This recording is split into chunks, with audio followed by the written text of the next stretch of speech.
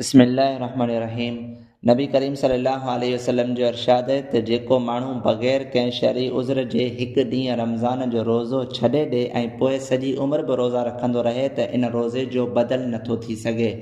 मसलो तरावी जो रमज़ान जे पूरे महीने में पढ़णु सुन्नत है, अगरचे क़ुरान मजीद महीने जे पूरे थियण खां अॻु में ई ख़तमु थी वियो हुजे।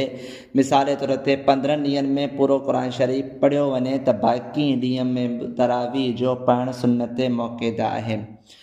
ॿियो मसलो, अगरि रमज़ान जो रोज़ो रखी करे बग़ैर कंहिं उज़्र जे टोड़े छॾी त क़ज़ा ऐं कफ़ारो ॿई लाज़िम थींदा। कफ़ारो इहो आहे त मुसलसल 60 रोज़ा रखंदो, विच में हिकु रोज़े जो बि नागो न कयो वञे। अगरि विच में हिकु रोज़ो बि छॾियो वियो त वरी नई सही खां ॿीहर 60 रोज़ा रखण लाज़िम हूंदा।